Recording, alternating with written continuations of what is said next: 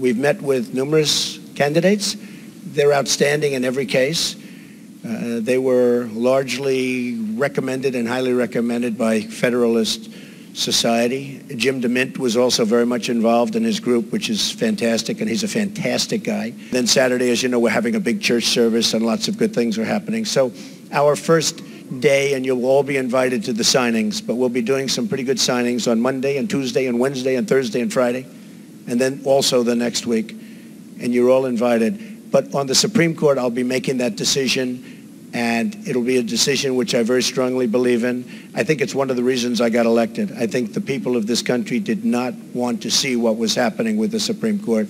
So I think it was a very, very big decision as to why I was elected. Mr. President-elect, the tweet that you had this morning about are we living in Nazi Germany, what were you driving at there? What are you trying to tell the people? I think it was disgraceful that the intelligence agencies allowed any information that turned out to be so false and fake out. I think it's a disgrace. And I say that, and that's something that Nazi Germany would have done and did do. I think it's a disgrace. That information that was false and fake and never happened got released to the public. As far as Buzzfeed, which is a failing pile of garbage, writing it, I think they're going to suffer the consequences. They already are.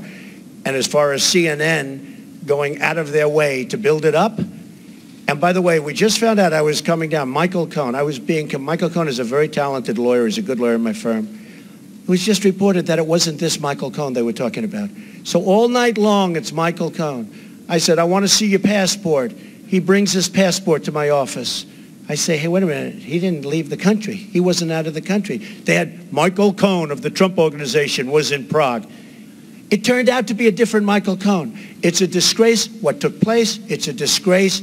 And I think they ought to apologize to start with Michael Cohen. Since you're attacking us, can you give us a question? Mr. President-elect. Mr. President-elect, since you are attacking our news organization, can you give us a chance? You are attacking our news organization. Can you give us a chance to ask a question, sir? Sir, can you state, Mr. President-elect, can you state categorically, Mr. President-elect, can you give us a question? You're attacking us. Can you give us a question? Can you give us a question?